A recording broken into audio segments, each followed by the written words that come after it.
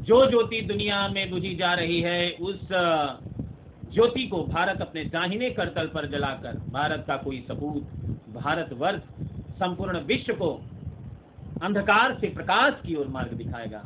ऐसा रामधारी सिंह दिनकर जी अपनी कविता में लिखते हैं, प्रस्तुत करते हैं। फिर आगे लाइन, यंत्रों से थकी हुई धरती।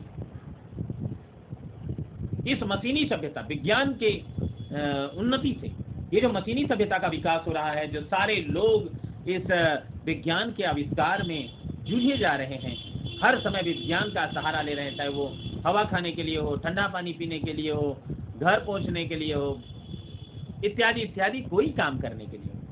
ये जो आप विज्ञान का सहारा लेते जा रहे हैं, वो कहते हैं कि एक दिन ऐसा होगा, यंत्रों से, इस मशीनी सभ्यता से थकी हुई धरती, यंत्रों से थकी हुई धरती उस रोशनी में चलेगी जो अभी भारत के दाहिने करतल पर चली थी, जली थी, उसी दीप के प्रकाश में, उसी दिए के प्रकाश में और उसी भारत के प्रतिनिधित्व में दुनिया चलेगी। ऐसा कभी कल्पना, ऐसा कभी चाहते हैं, ऐसा कभी सोचते हैं। यंत्रों से थकी हुई धरती उस रोशनी में चलेगी, और कवि को भरोसा कैसे होता है? भरोसा है साबरमती, पांडिचेरी, तिरुवड़मलई और दक्षिणेश्वर, ये मानवता के आगामी मूल्य पीठ होंगे। आइए जरा जानते हैं इनके बारे में। साबरमती गुजरात का एक आश्रम है, और इस आश्रम का संबंध महात्मा गांधी जी से लगाया जाता है, जिन्होंने भारत की राजनीति को पूर्ण रूप से बदला और विश्व को एक शांति और सद्भाव का, मानवता का महत्वपूर्ण संदेश दिया। इसी प्रकार अन्य जो 3 नाम है, पांडिचेरी ऋषि अरविंद की पवित्र भूमि है, और इस भूमि से भी ऐसा ही इस ऋषि ने संदेश दिया। अगला तिरुवड़मलई कुमार स्वामी की भूमि है, वहां से इस ऋषि ने भी वैसा ही संदेश दिया। और कैसे भूल सकते हैं हम लोग मां काली के उस पवित्र मंदिर का नाम, जिसमें पंडित के रूप में रामकृष्ण परमहंस मौजूद थे। और दक्षिणेश्वर, ये चौथा जो जगह है, ये उससे संबंधित है, जिसके रामकृष्ण परमहंस का नाम जिससे जुड़ा हुआ है। कहते हैं कि ये जो 4 जगह, ये 4 लोगों, महान ऋषि प्रकृति के व्यक्तियों ने जो दुनिया के मानवता को मार्ग दिखाया है, इसी मार्ग पर फिर भारत एक बार मानवता को ले चलेगा, और ये मानवता के मूल्य पीठ होंगे, ये दर्शन केंद्र होंगे। यहीं पर आकर लोग मानवता का पाठ पढ़ेंगे। यानी ये तय है।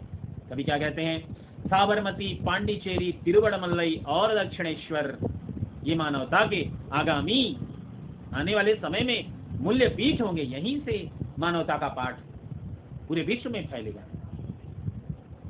और जब दुनिया झुलसने लगेगी, जब वैज्ञानिक आविष्कारों से, वैज्ञानिक विध्वंसकारी आविष्कारों से प्रभावित होकर धरती जब झुलसने लगेगी, तो शीतलता की धारा यहीं से बहेगी। वाह, शीतलता की धारा, विश्व को शीतल कर देने वाला, शांति देने वाला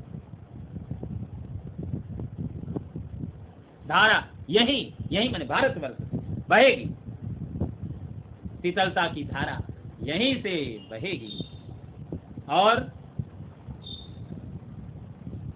यहीं से जाएगी, लिखा हुआ है। एक ही बात है, धारा जाएगी या बहेगी पूरे विश्व में।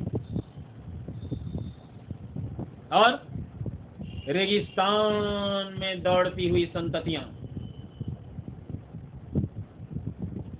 रेगिस्तान निराशा का, ठीक है, प्रतीक है। मरीचिका का पाठ आप लोगों ने विज्ञान में पढ़ा होगा, किस प्रकार मृग मरीचिका को देखकर जीव जंतु उस तरफ पानी की तलाश में आगे बढ़ते हैं, और वहां जब पहुंचते हैं तो उन्हें पता चलता है कि उन्होंने दूर से एक भ्रम पाल लिया था, वहां कुछ भी नहीं है। आज इस वैज्ञानिक आविष्कारों के बस में जो मानव जाति आ गई है, यह बिल्कुल उस तरह से मृग मरीचिका के भ्रम में फंसी हुई है। जिस प्रकार रेगिस्तान में वो व्यक्ति फंसा होता है, वो जीव फंसा होता है, उसी प्रकार आज की मानव जाति वैज्ञानिक आविष्कारों की मृग मरीचिका में फंसी हुई है, और वह सोचती है कि इन आविष्कारों से मानवता को बचाया जा रहा है, मानवता को सुख पहुंचाया जा रहा है, मानवता सुख प्राप्त कर रही है, पर ऐसा कुछ नहीं है। ये भ्रम जाल है, वो मृग मरीचिका है।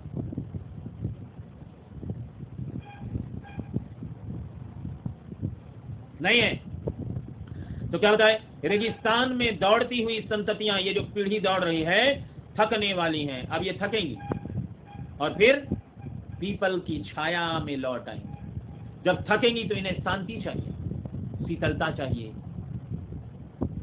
विश्राम चाहिए, और पीपल की छाया में लौट आएंगे। रामधारी सिंह दिनकर जी संकेत करते हैं कि पीपल की छाया में गौतम बुद्ध को ज्ञान प्राप्ति हुई थी, और उन्होंने पूरे विश्व को उस ज्ञान से प्रकाशित किया था, उस ज्ञान के मार्ग पर ले गए थे।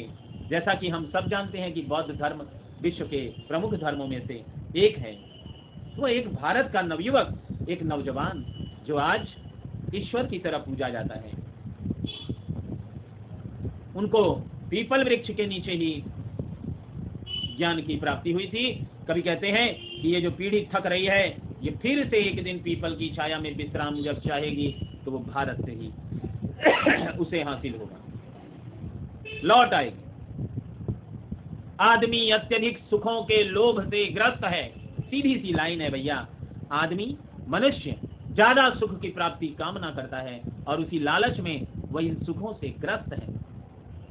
और यही लोभ, यही जो आप इस लोभ में ग्रसित हैं, यही लोभ उसे मारेगा, उसे। ये जो मानव है, आज का मानव जो दानव से कम नहीं है, ये, अरे मैंने मजाक कर रहा हूँ, थोड़ा सा बीच में पॉइंट लेते रहते हैं टैबलेट की तरह। अब तो एकदम सीरियस होके ऐसे पढ़ेंगे तो कहानी स्किप हो जाएगा।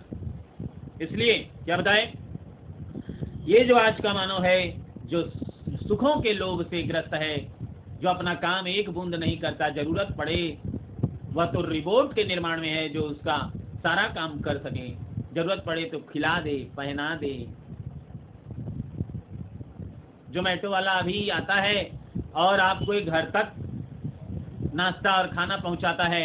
एक दिन आएगा कि जब वो उसके संग एक आदमी भी आएगा जो आपको खिला कर जाएगा। ऐसा आप चाहते हैं?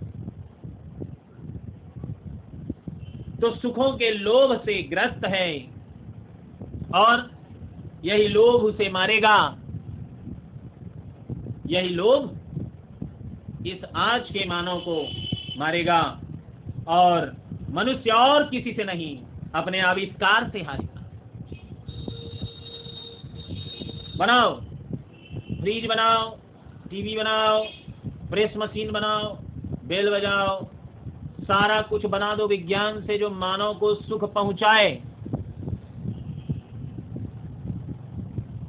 लेकिन एक जन बना रहा है एटम बम,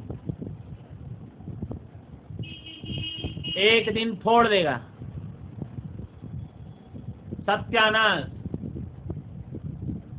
तो कहते हैं कि बनाते रहो, ऐसी आविष्कार से एक दिन तुम हारोगे। 100 आदमी सुख का साधन बना रहा है, एक ठो और बैठा है कोक बचवा, वो भी बना रहा है